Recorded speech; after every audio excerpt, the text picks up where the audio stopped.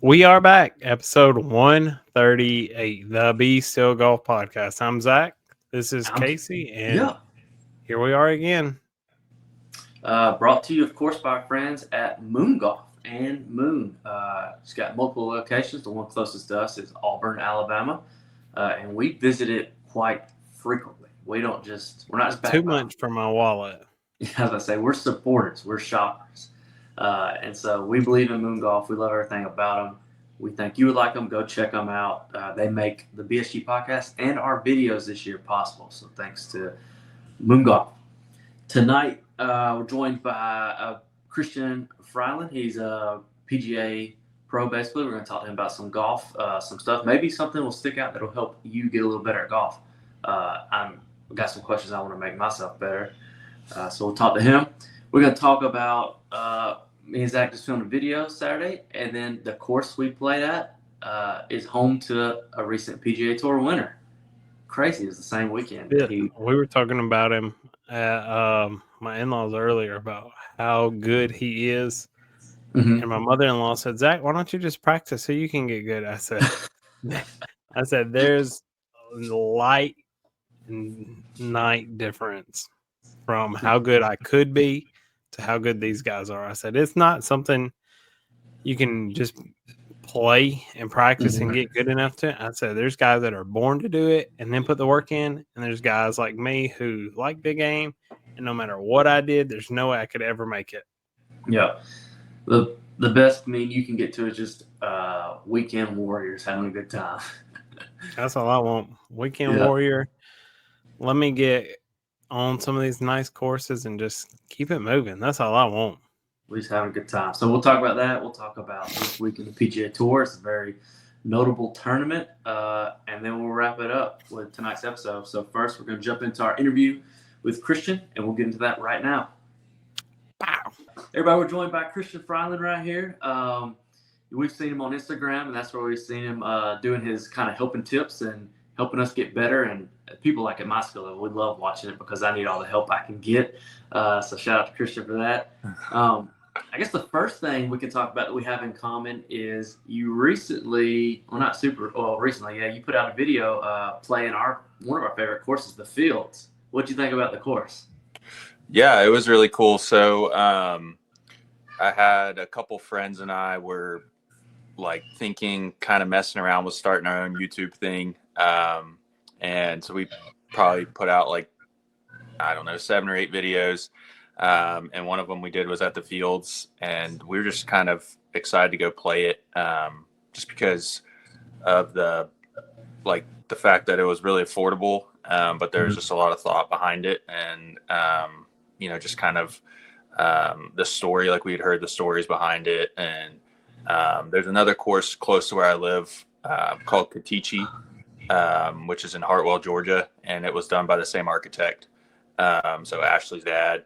And so that was, another reason why we wanted to go play it. And then I also had a friend that had been there and played it and talked about it. And so I thought it was really cool. I mean, I think kind of listening to your guys' interview with him a couple episodes ago, he highlighted a bunch of that, but just basically what they're able to do with, not a normal or not a high budget, right? So I think the way they prioritize, the greens, and just making the golf course playable. I think, a lot of people get obsessed with how things need to look, right? Like we think everything needs to look perfect and green and all that. And you really don't need everything perfect, to the outermost edge on a golf course for it to be fun and playable. I mean, if you can build a course to let the ball move and roll and not be 7,500 yards long and having a bunch of forced carries over bunkers and hazards all over the place and out of bounds stakes, like you can actually have a really fun golf course with not having a massive maintenance budget. And I think that concept's really cool because those maintenance costs get passed on to the consumer, right? So like if the course costs a ton of money to maintain, like we're the ones that playing it, we're going to pay for it, right? So I think real that's quick awesome too when you go into pay. Yeah, exactly. So yeah. How's the course in your hometown that Mike designed? Is it a fun one? Yes. So, well, right where I live, there's a golf course. So you're talking about the one I mentioned before? Yeah, the one that Ashley's dad designed. Yeah. Well. So it's good. It's actually probably about 45 minutes away, and it's good. It's gone through some ownership changes, and it's definitely like a pretty different piece of land. So much more mountainous. So a lot of really cool elevation changes for sure, and kind of more dramatic, I would say, than the fields.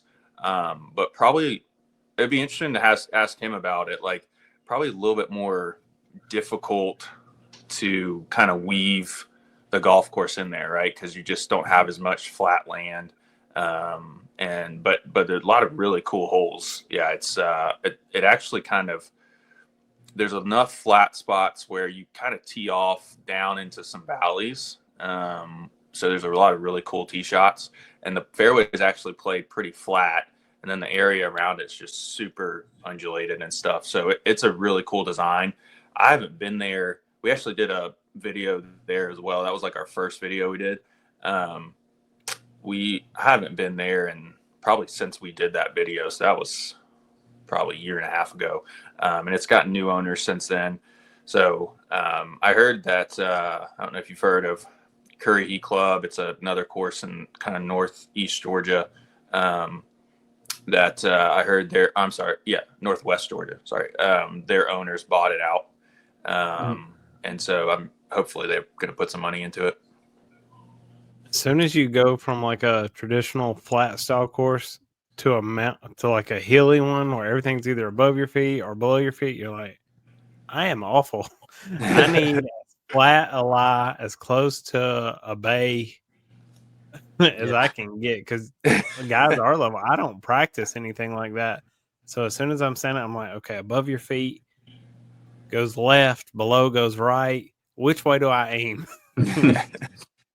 Yeah. So I guess for everybody kind of listening, how'd you get into golf? Like, were you one of those just young age, or is it kind of like more 12, 13 years old, picked up a club? Like, what's your story to get to where you are now? Yeah. So I started playing a little bit when I was in grade school. Like I just kind of bounced around from sport to sport. So I did like a couple lessons, I think, when I was in like third or fourth grade. But when I was like 12, my parents decided to join. So I'm originally from Lexington, South Carolina, so right outside Columbia. And so my parents joined the golf course like right by our house. And they just kind of like, they would go play after work in the summers, and I would just go play with them. So this is kind of like 7th, 8th grade.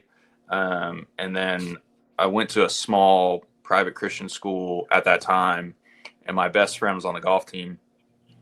And he was like, it was like such a small school that they weren't even sure if they were gonna have 5 guys. And he was like, hey man, like you can get the ball in the air, like you should be on the golf team. And I was like, dude, I'm like, I can't break 100, like he's like, no, try out, like just like we need a 5th guy, like somebody that can just like finish around basically. And so that's kind of how it happened. I was like a pretty big distance runner, but I kept getting injured, like cross country and track. And I was like, oh, cool. Like I can't get injured in golf. And also we get out of school earlier.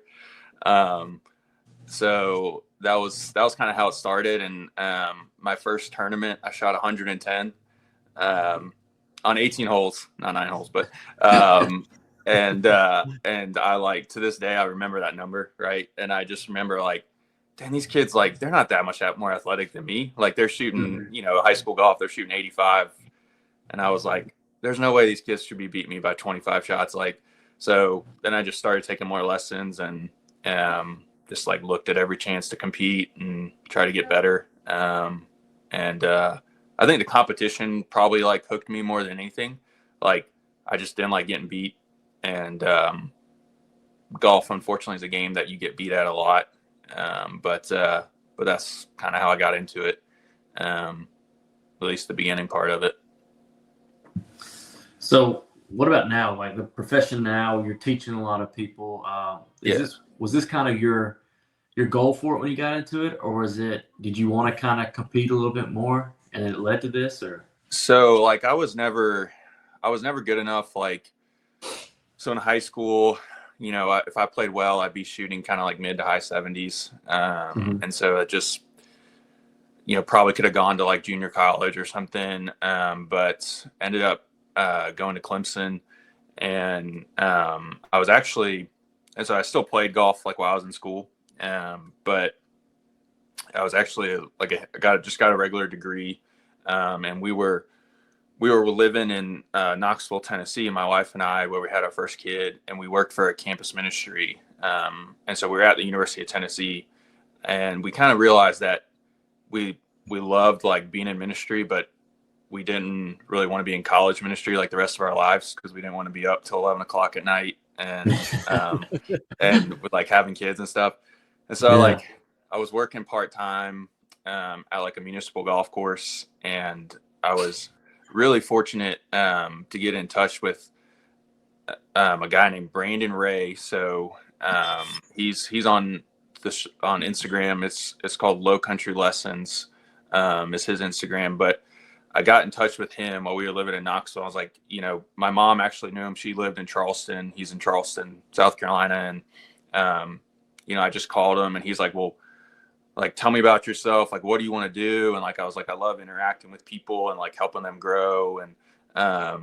And like, I love coaching. Like, my dad's a high school soccer coach, and he's like, well, do you like, sounds like you want to teach golf. And I was like, yeah, I think that would be a lot of fun. And so basically I was like, okay, I know I want to work in the golf business.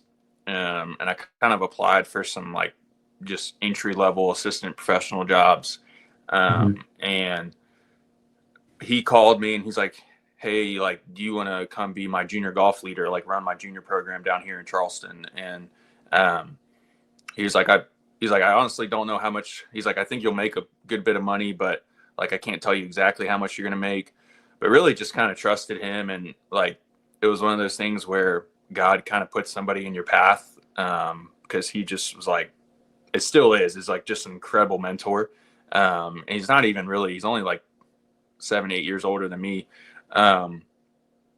But like so I went and worked for him for 2 years, and he was so just gracious with his time, and also like helping me learn how to, first of all, like interact with people, and like, also learn the golf swing. So, you know, he was like, hey, I want you to go watch this guy teach, go watch this guy teach. He was like, you know, basically he was like, I don't have all the answers. I'm trying to, you know, learn myself. Even though he's been teaching golf for like 15 years at the time, right? And he's awesome, like knew so much about the golf swing and the game of golf, but he encouraged me to just learn everything I could. And then I also got to watch him teach a lot, and just give tons and tons of lessons. So literally started off teaching like 8, 9, 10-year-old kids, which is actually really good training, because you have to be extremely simple and fast with helping kids, because you're going to lose their attention in about 30 seconds. And so you got to make it fun, and you have to be successful with it. Like, they need to see the ball go in the air, and they need to see improvement, or you're going to lose them.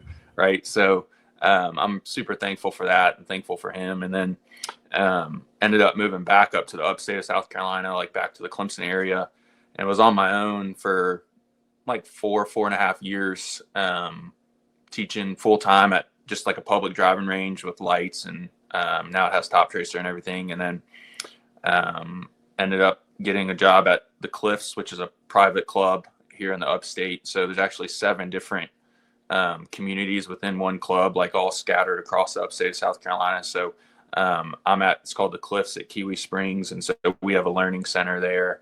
And I'm basically the director of instruction there. And we have 3 TrackMan hitting bays, covered hitting bays. And so kind of training our assistants, and then also running our instructional programs now, which is really cool. I get to work with a really cool team and just focus on helping people get better at golf. So it's a good setup.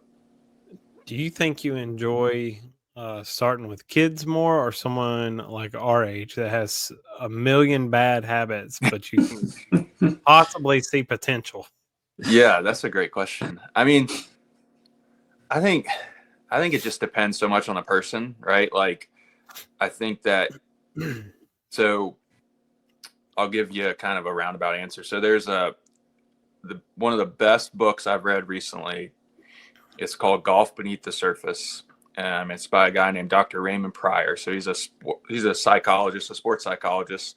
And he has this thing where he talks about you can either have a growth mindset or a fixed mindset. So a fixed mindset would be somebody that's kind of like, either I'm a good golfer or I'm a bad golfer, right? A growth mindset is more like, I'm going to try to do the things that are going to help me get a little bit better every time I go to the course or the range, right? So it's kind of seeing the journey and not like something fixed. And so I would say that if I have a player with a growth mindset, then I don't care if they're a 7-year-old kid or a 55-year-old man that's a 30 handicap, right? Like if they're willing to try things to get better, even if it sucks for a little bit, right? Even if it's gonna, maybe it feels like they're going 2 steps back to go 1 step forward or something like that.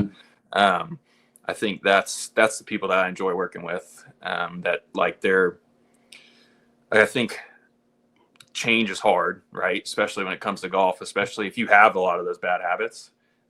So Casey has a ton, so we're looking for help. Yeah. So, what's the biggest thing that you see people struggling with in golf? Maybe like just an average golfer like us that we just golf on the weekends and we come to you for a lesson. Like, what's the biggest, most common issue you see in the average golfer? Yeah, that's a great question. I think, well, if we're talking golf swing, I would say like your ability to control the low point of the swing arc, right? So if I took a bunch of PGA Tour pros and lined them up on a driving range and put them on TrackMan, TrackMan has a measurement called low point, and it literally measures the low point of the swing arc in relation to the golf ball, right? So it'll either say 1 inch ahead or 1 inch behind, right? And so if you took a bunch of elite level golfers and put them beside each other, you'd probably see differences in their swing. Like some of them may draw the ball, some of them may fade the ball, right? Or their backswing might look different or whatever, right? But they would all have incredibly good control of low point. And depending on their swing speed, like for some of them, like Dustin Johnson in his prime, when he hit a 7-iron, like his low point was probably 5 inches in front of the golf ball, right? Whereas if you might take an LPGA player who doesn't maybe have as much swing speed, their low point's probably going to be around 3.5, 4 inches in front of the golf ball with the 7-iron. But they would probably be like, if their low point's around 4 inches in front, they would probably be within a half inch of that, like 90 to 95% of the time on every one of their swings. So their ability to basically, it sounds silly, but they can hit the ground in the same spot every time. And that's what gives you sweet spot control. And so like, I mean, if you can hit the ball out of the middle and have somewhat good control of where that club face is pointing, then like golf becomes a lot easier. So, yeah, that's probably the biggest thing that I see people struggle with. And there's a lot of things that go into that, right? Like how they're moving the golf club in space, like how they're shifting off the ball, right? Their pressure shift, all that stuff is going to kind of affect that, right? And a lot of it could be set up, and a lot of it could just be intention. Like a lot of people don't know that, they think that they need to almost hit the ground like right underneath the golf ball with a 7-iron or something, right? And so a lot of times I'm just like, hey, can you try to hit the ground farther up? And they feel like they're going to top it, right? And they ended up like, then they'll compress it for the first time and they're like, I've never hit a golf ball like that in my life. That's what I need. Yeah, I need that that's feeling. me too. So, and then the other thing would probably just be a lot of people struggle with like club face getting open coming through the ball, right? And so then they're adding loft and the ball's spinning off to the right. So like, yeah, getting the club face to turn over. I mean, I would say with a lot of, probably call it 18 and up handicappers, like I'm actually trying to teach a lot of them how to hit a hook because they come to me hitting a slice, right? And so, okay, I'm gonna teach you how to hit a hook today. And they kind of learn how to hit a hook, but really they just kind of learn to take that slice from going 40 yards right to like 10 yards right. Mm-hmm. And now we can keep it on the planet, and we can like go ahead and actually make a score on a golf hole and not run out, not lose 7 balls around and all that stuff. So just teaching somebody to kind of probably swing the golf club a little more from the inside and close the face. And not everybody, I mean, I've got high handicappers that hit snap hooks, that come to me, but I would say predominantly a lot of people lose the ball to the right. So I'm taking notes. I need to hit the ground in front of the ball and fix my low point, because I need to feel I don't know what it feels like to compress a golf ball. I need to feel that for once. Yeah. What do you think about like people like us, average golfers, goals for the year in golf? Like, should we have goals like I'm going to try to score average in the mid to low 80s, or should we just go out there and just try to get a little bit better at something? If we're not, keep in mind, we are not practicing at all. That's one of my questions too. Like, when our spouses say we have time to golf, we're going to try to make a video of content. I don't have time to go to the range. So is there a point in me? Can I practice at home? That's another question. Yeah, like I think that's okay. Yeah, I think that you can. I mean, I've found that I've had players have success, like just get a little like mat and net set up if you can, like even if it's just in your backyard. And, try to find maybe, I always kind of start with like Rapsodo or Garmin makes a really good one, just like a $500-$600. I think Rapsodo even has like courses and stuff on theirs now, don't they? The little, yeah. And just, basically, and that's probably less going to help your swing and more just like motivate you to practice. Right. I would say, and then getting something to where you can see the contact on the golf club. So, you can be at home, hit into the net, and you can spray like Dr. Scholl's foot spray on your golf club. And when you hit the ball, it'll leave a mark where you hit it. So you can know if you're hitting it in the sweet spot. You can also see like kind of like I'll have like put 2 alignment sticks in front of the net, right? Like maybe 2 feet apart, and see if you can start the ball between the alignment sticks, like stuff like that, like working on basically contact and start line. Cause you can't really see curve in a net, obviously, but anything that you can get more consistency of strike, would be good practice at home. And then also like in the backyard, like, I mean, you can do short game. I don't know how big your backyards are, but like you can do some short game. Like even if you got 15, 20 yards, like hitting little chip shots, and working on, just like little feel shots and stuff like that. I remember guys were posting a lot of that stuff during COVID, like guys overseas, like they couldn't go to the golf course, right? Because everything was closed. And there was a lot of coaches posting like from England, posting like they were doing little chipping contests in their backyard. But it helps, like anything to kind of just get the golf club in your hand, I think is helpful. And then as far as setting goals, I think goals in theory are a good thing, right? I think you also need to kind of have some, what I would just call process goals, right? Like not necessarily I need to shoot 80 or lower, because then when you start to play that better and you're getting down, you're like, okay, today I'm going to break 80. Today I'm going to break 80. And then you start being protective and, you're not going to play as free and stuff like that. But like, maybe a goal could be like, I want to play, 3 holes in a row, where I completely commit to my swing, my shot shape, and if it comes off, it comes off.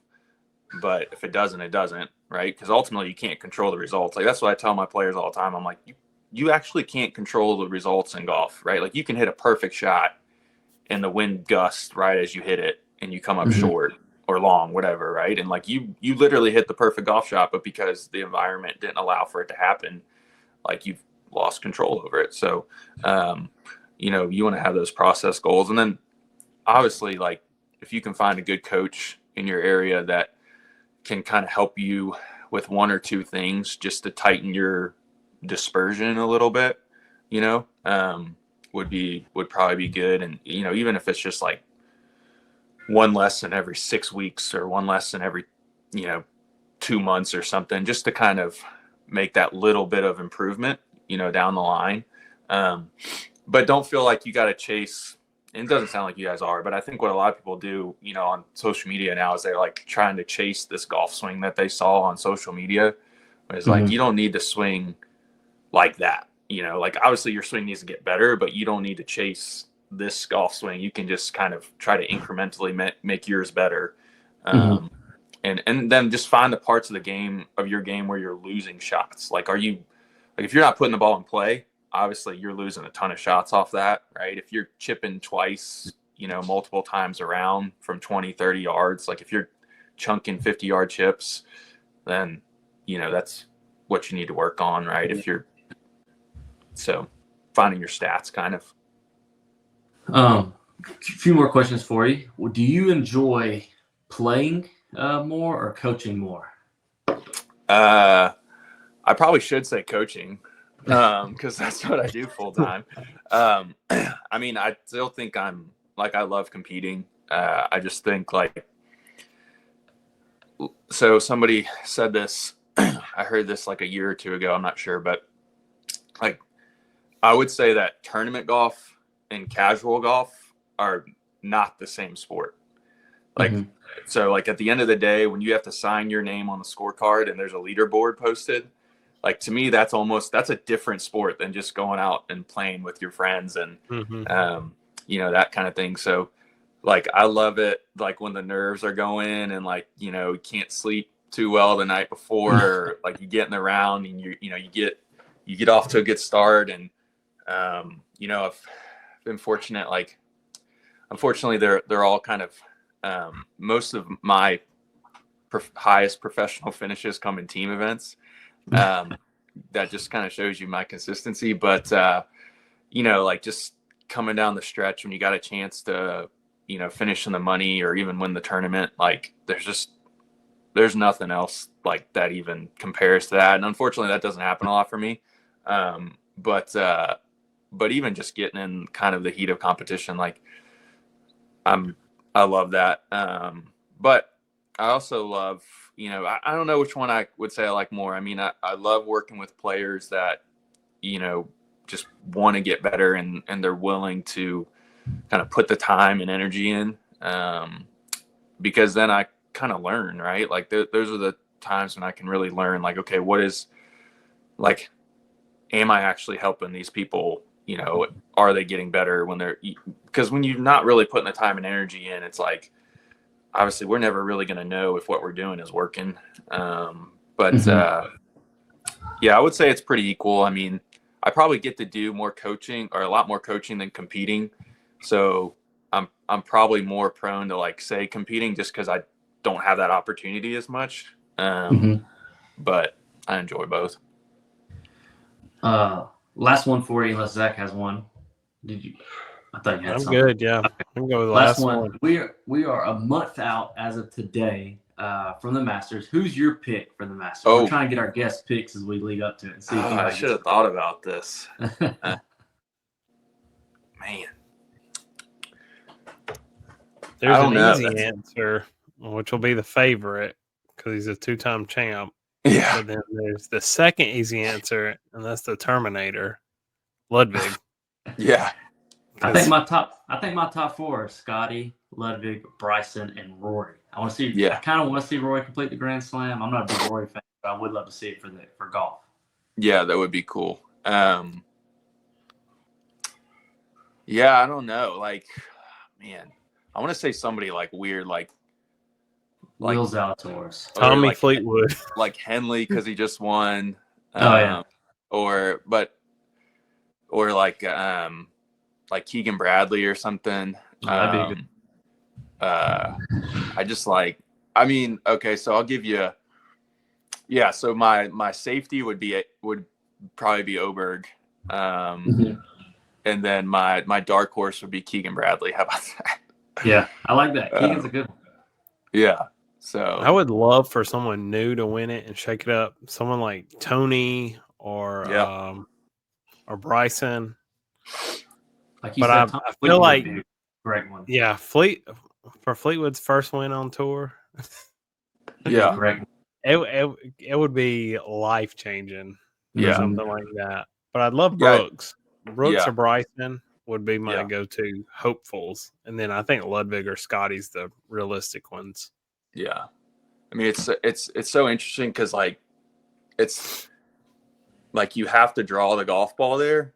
I think to win, like you got to work it both ways. But I mean, there's a lot of courses those guys play where they can just hit high fades all day and it doesn't matter.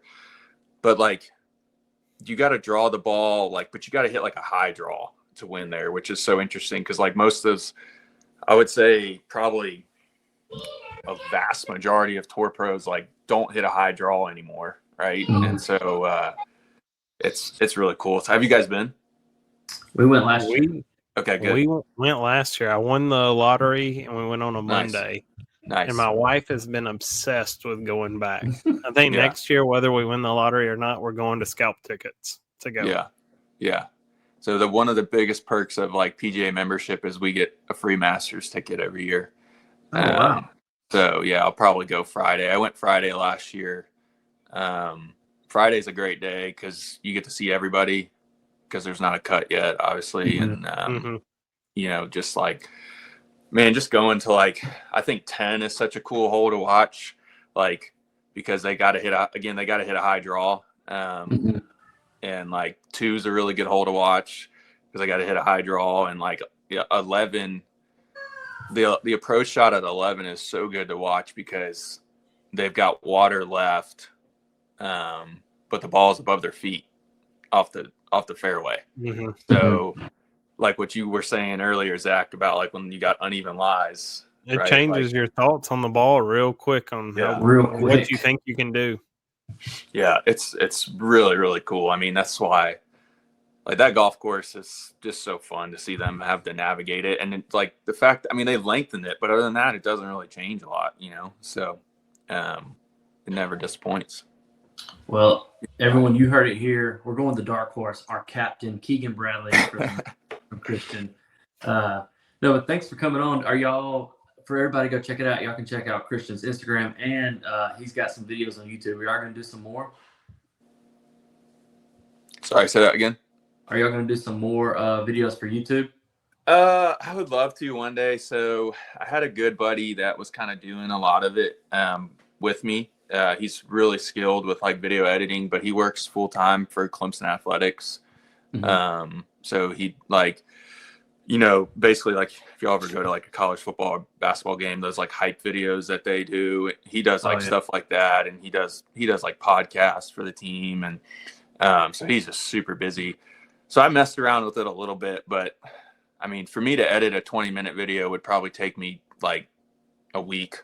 And he could probably do it in the afternoon. Yeah. That would be me. Casey's our lead editor. Yeah. But I mean, go, I believe in you.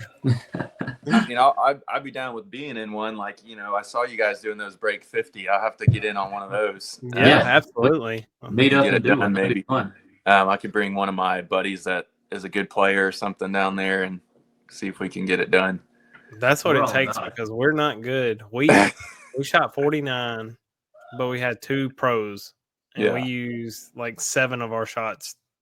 And the course we played at was super. Oh, and you do it from the 4 tees, but it was already a short course, so it made it a little easier. Yeah, for sure. But yeah, we didn't use many of Zach and I shot. So yeah, we need to get together and we need to do break 50 at the fields one day. That'd be amazing. Yeah. How are you guys? So are you guys like in Alabama? I live in LaGrange. I'm like 10 minutes from it. Okay. And then the state line is another 10 minutes north or south. And that's where Casey's at in Valley, Alabama. Okay. Gotcha.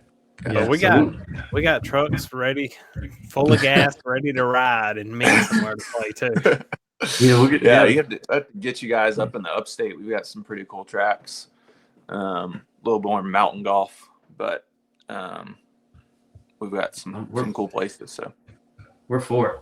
But thanks for coming on. Everybody go check out Christian's Instagram and all his stuff. And I've already got some tips in my head. I'm about to be working on compressing the ball. That's my big thing. So appreciate you coming on, Christian. All right. Y'all have a good night. You too. See you, man. See you. See you. All right, we'll wrap up this episode real quick. Let's talk about number one. Russell Henley gets it done. Insane. Russell Henley winning, and the fact that he deals it right out from Colin Morikawa. That chip on hole was it 15? 16. That was crazy. Because they said if it didn't hit, I was watching, and if it didn't go in, it was going way past. Yeah, they said like 7 or 8 feet. And it's funny that Russell won because we played at his home course Saturday, which is Green Island. I know, that's so wild. And Garrett told us right before we played that Russell was got his own event at Green Island, the AJGA Open, and he's helping lengthen the course another 700 yards with some new tee boxes. It's gonna be crazy. It would be crazy to see Salyarno there. Oh yeah, because he's played in that event before. Yeah, he's played in them. When I was watching the end of that round yesterday, Colin made that up and down on 18, which that putt it was wild, and it made Russell have to make that like 3.5, 4 footer, whatever he had. And I was just thinking how nervous I'd be having to make that putt to win. Knowing his biggest win of his career too. Yes. And then if not, you're going to a playoff, and he's just so calm with it. And I was like, dude, I would have been shaking over that putt. I seen you shake this weekend over putts that didn't mean much. No, them putts meant everything to me. Let's see. Oh yeah. So I was gonna just say real quick on here, if any of our live lovers on here, if there's any guys that love live, 2 things. One, Bryson said today, there's all that drama around it. A few weeks ago, Bryson's, not re-upping. He's ready to go. But today he says he loves what Liv's building. He loves being the captain of the Crushers, and he's going nowhere, is what his words were today, which is kind of sad to me. It's one of them. It's like if they don't figure it out, I feel like we're wasting some of these guys' prime of their careers. Like imagine if you took out, like if it was the early 2000s, you took out 2002 to 2006 of Tiger. Yeah, like you just missed it all. His generational run, and it just doesn't happen because he's playing for money elsewhere. And that's why I wish they'd get it figured out. Like even if there's still gonna be 2 tours, but they play more together, I don't know, but figure something out because I'm ready to see these guys compete together again. Make golf. Trump was meeting with Monahan and the Live guys to try to help broker a deal. I wish they would, because I feel like for the last 2, honestly, since Live started, there's been all this we're so close to working something out. We're so close. And it keeps going and going. I'm like, bro, let's just get something done. I'm trying to say Bryson and Brooks every weekend. I know. And so what I was going to say is this past Sunday, Liv's event, Sergio Garcia won it. And when I saw it, it's like, when's the last time I even heard of Sergio Garcia? Right. Yeah. And he's a Masters champion. And I was like, when's the last time? Or like Cam Smith. Cam Smith climbed up to like number 1 or number 2. And a major champion. And you don't hear of him anymore. Yeah. Where's he at? Him in that ugly penguin outfit. So we're ready for that to get figured out. But one of the most exciting weeks of golf should be a major, honestly, what feels like one is Players Week is this week. This is going to have all the top guys in it. I believe it's signature event. Who do you got winning this? I'm going Ludwig. That's my pick. Let me look at the odds. I need to look at the odds. I haven't checked. I need to know who's playing well. Sahith, is he in the top, I bet? Collins up there, Ludwig, Xander. Oh, JT's plus 2,000. JT. Scotty's the favorite. Who is? Scotty. Oh, yeah, don't surprise me. He's defending champ. Yeah. Russell's plus 4,500. I don't think he's back-to-back kind of guy. No, I wouldn't even go play if I was him. I mean, he said the ride to Sawgrass would be a little sweeter with that trophy, but he can make some money. Give me JT. I'm going to go with the Bama boy. Ludwig and JT for our picks for the players. Post-round recap this past Saturday, like you said, we played at Green Island. Beautiful course. First, we have to thank fantastic shape. We've got to thank them for even having us out. This is a private club with a lot of big names in it. And the fact that they had us out there was just incredible. And then they want us to come back in June or May or June and play again. Yeah. So shout out Green Island. Thanks for having us. We will definitely be back. And you'll see the I video. think it's one of the few courses where the greens are just perfect. Yeah, no I poeta. don't remember seeing a ball from either of us hop or anything. You know, sometimes they'll just start jumping and jump left or right. But Yeah. I think Garrett and them have it figured out, which is Yeah. probably why Russell's there. I mean, there's several courses in Columbus he could be at, but he's there. Hardest part for me was elevated greens. I don't know what it is mentally about not being able to see like half the flat stick and see your ball land. And so you're kind of like unsure about every shot, I guess. Like Tobacco Road, you know, we had a bunch that were up. And you can't see it. And so it instantly makes you not mentally ready for this hole and this shot. And so it tore me up doing that. But like Zach said, the course was just great shape. And it's so peaceful and clean out there. It was just a good time. And quiet. Yeah, I mean, it as was. close to the base as it is, you don't hear a train, you don't hear any gunfire. You know, you go to Bull Creek and all you hear is the artillery the whole time. Yeah. So Green Island was a great time. Thanks for having us out, and we can't wait to come back and for y'all to see the video from there. Do have a drop zone question for everyone tonight. I thought about this earlier because the Players is known for hole 17 at TPC Sawgrass, which made me think, what PGA Tour or we'll say major champion course, par 3, would you want to make a hole-in-one on if you could decide, pick one? You know, there's some 12 at Augusta. 12 at Augusta. Give me, or 16 at Waste Management. Oh, 16. 16 is the one where they have the party. Yeah.